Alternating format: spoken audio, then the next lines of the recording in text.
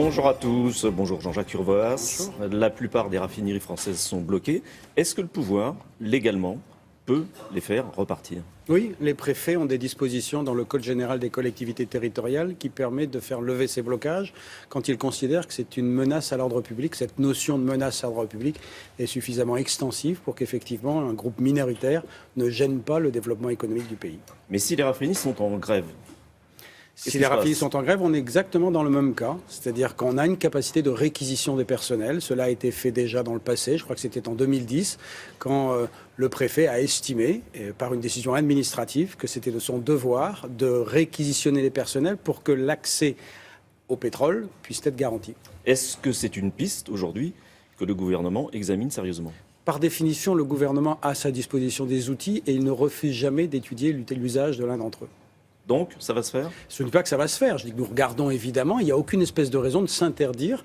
Quand vous avez un groupe minoritaire qui bloque un système au détriment de toute une population et de l'activité économique, il n'y a aucune espèce de raison que cela se perdure, dans la mesure où en plus il n'y a pas de problème d'approvisionnement. Vous avez eu la consommation, le ministre de l'Intérieur disait hier, ou le ministre des Transports, Alain Vidalis, disait hier que nous avions eu la consommation la plus importante depuis des années dans la journée. Donc il n'y a pas de problème d'approvisionnement. Nous avons des stocks, nous avons des pétroliers qui acceptent, donc il n'y a aucune difficulté. Donc pénaliser l'activité économique est quelque chose qui ne peut pas durer. Est-ce qu'il y a aujourd'hui un risque de blocage de la France ? Non, il n'y a évidemment aucun risque. Le gouvernement, je le dis, utilisera tous les moyens à sa disposition parce que l'activité économique doit se développer. Alors, la semaine dernière, en marge des manifestations, il y a eu beaucoup de casseurs qui ont été vus et finalement, peu ont été arrêtés. Est-ce qu'il n'y a pas eu une sorte d'indulgence de la justice ? Non, la justice a un rythme. On le trouve toujours trop lent. Il est parfois lent, il y a des décisions. Je viens de défendre un texte à l'Assemblée nationale qui justement vise à simplifier beaucoup de procédures pour que la justice soit prononcée rapidement. Et dans le cas d'espèce, c'est vrai qu'on voit des images, on voudrait que la sanction soit immédiatement prononcée. Simplement, la justice doit étudier les dossiers. Vous savez, nous sommes devant un système qui est très bon, celui de l'individualisation de la peine. Il faut être certain que la personne qui est devant le juge soit celui qui doit être le responsable. Il faut qu'il soit sanctionné. Les juges prennent le temps. C'est pas le temps des médias, c'est pas le temps de l'opinion, c'est pas le temps de l'émotion, c'est celui de la sérénité, de la responsabilité et surtout pour les juges, de l'impartialité. Vous parliez d'image. Il y a une image que les Français ont vraiment remarquée, c'est celle de cette voiture de policier qui a été, où le feu a été mis. Le policier est sorti, il s'est défendu. 3 des 4 agresseurs ont été remis en liberté sous contrôle judiciaire. Est-ce que c'est un bon signal ? Vous demandez au garde des Sceaux de commenter une décision d'un magistrat. Comprenez que la situation est délicate et je ne vais évidemment pas le faire. Ce que je vous demande juste de prendre en compte, c'est que vous avez vu des images, vous avez vu le sang-froid de ce policier et chacun a loué sa bravoure et l'image qu'il a donnée de la police à ce moment-là. Vous avez vu l'agresseur, mais vous n'avez pas vu son visage. Le juge, le procureur, qui poursuit, parce que ces individus sont recherchés, 4 d'entre eux ont été suspectés. Bien, le procureur a demandé le placement en détention. Le juge de la liberté et de la détention, qui est le juge qui doit contrôler, puisqu'on ne décide pas comme cela de mettre quelqu'un en prison. Il faut qu'il y ait quelqu'un, un autre juge, un contre-pouvoir à l'intérieur de la magistrature, qui puisse s'assurer que le dossier est solide. Ce juge de la liberté et de la détention, sur un dossier que vous ne connaissez pas, que je ne connais pas et que je n'ai évidemment pas à connaître, a estimé que les éléments à sa disposition ne permettaient pas de le mettre en prison. Cela ne veut pas dire qu'il est libéré. Il est sous contrôle judiciaire. Il est mis en examen sur des infractions extrêmement graves dont la peine encourue est la perpétuité avec une possibilité de demander une mesure de sûreté, c'est-à-dire qu'il ne sortirait pas pendant 30 ans. On peut comprendre qu'au regard de ce qu'il risque, les éléments du dossier doivent être suffisamment avérés. À ce stade, le juge de la liberté de la détention a considéré que ce n'était pas le parquet. Alors voilà, est-ce que le parquet va faire appel ce matin ? Alors, écoutez, hier soir, la décision a été prise par le juge de la liberté et de la détention. Le parquet va regarder les motivations de l'ordonnance qui a décidé, qu'a pris le juge de la liberté. Donc, on verra dans la matinée si le parquet fait appel.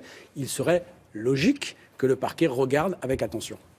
Il y a une loi qui a été adoptée hier, une loi importante, la loi sur la justice du XXIe siècle. Et parmi les dispositions de cette loi, il y en a une qui retient l'attention. Après l'affaire d'Outreau, la décision avait été prise de faire une collégialité des juges d'instruction. Cette disposition est supprimée. Pour quelle raison ? Parce que vous l'avez très justement rappelé, c'est une décision qui a été prise après l'affaire Outreau, qui avait beaucoup là aussi choqué sur les dysfonctionnements de la justice. 2007. Depuis 2007, Nous n'avons pas été capables de concrétiser cette décision. Parce qu'on n'a pas mis les moyens. Parce qu'on n'a pas mis les moyens. Ben, le fait de le dire en soi est déjà la réponse la plus définitive, puisqu'il faut, pour mettre en place la collégialité de l'instruction, 300 juges immédiatement dans les juridictions. Nous ne l'avons pas fait depuis 2007. Moi, j'ai une responsabilité. Pas le faire maintenant. Aujourd'hui, non. S'y attaquer maintenant. Non, je veux dire, et on ne peut pas le faire parce que je n'ai pas les moyens de cela, je peux le regretter. D'ailleurs, vous avez remarqué que depuis que je suis garde des Sceaux, je passe mon temps à parler des moyens de la justice, parce que c'est pour moi la condition d'une bonne justice. Celui qui rentre dans un palais de justice, il y a 4 millions de Français qui, tous les ans, vont dans un palais de justice. Aucun d'entre eux n'y va par plaisir. Ceux qui y vont ont besoin d'être protégés. Et donc, quand ils voient l'état des bâtiments, ils disent, si la forme vaut le fond, je crains de la sérénité de la justice. Je reviens à l'histoire de la collégialité. Nous n'avons pas les moyens de le faire aujourd'hui. Mais surtout, ce qui justifie le fait que l'Assemblée nationale... On ne doit pas s'en donner les moyens ? On va s'en donner les moyens. Mais sur la collégialité, depuis 2007, le droit a évolué. Et l'un de ceux qui ont porté ce texte, André Valigny, qui est ministre aujourd'hui, et Philippe Houillon, qui est un député de l'opposition, je les ai consultés tous les deux. Depuis 2007, le droit a changé. Il y a notamment une pratique qui s'appelle la cosaisine, qui permet d'avoir une collégialité des juges sur les dossiers les plus importants.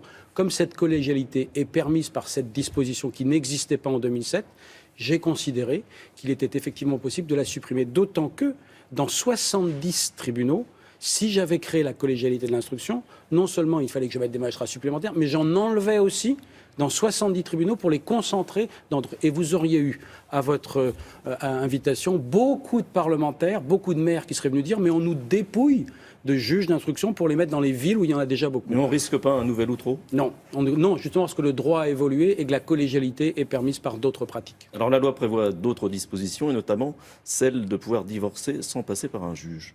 Oui, quand deux personnes sont d'accord, qu'il y a un avocat chacun qui ont défendu leur point de vue, que l'équilibre est garanti, quand deux personnes qui vivent un échec ensemble, celui de décider de divorcer, qui là non plus n'est pas une mesure que l'on prend par plaisir et comme ça parce qu'on ne sait pas quoi faire. C'est l'aboutissement d'un raisonnement. Quand deux adultes se mettent d'accord, pourquoi aller demander à un juge de valider cela ? Les choses vont vraiment changer avec cette loi ? Moi, je crois que les choses vont changer parce que cette loi elle a deux objectifs. Simplifier les procédures. Les chiffres sont faramineux. 92% des Français considèrent que la justice est trop complexe. 80% d'entre eux considèrent qu'elle est trop lente. 70% d'entre eux considèrent qu'elle n'est pas efficace. Ma responsabilité, c'est de faire en sorte que ça soit plus simple, plus accessible, plus prévisible. Donc je mène deux chantiers. D'abord la simplification des procédures. On en a pris beaucoup. Changer de prénom, par exemple. Il y a 2700 personnes par an qui changent de prénom. Leur prénom est déclaré à l'état civil. Pourquoi demander au juge l'autorisation ? L'officier d'état civil peut le faire. Donc il y a plein de mesures de simplification. Et il y a un autre gros chantier, mais vous me réinviterez à la fin de l'année, c'est pour parler du budget. Et il faut qu'il augmente, et j'espère qu'il augmentera. Merci. William, c'est à vous. Vous avez noté la date de l'invitation C'est noté, c'est noté. C'est bien. Merci, messieurs.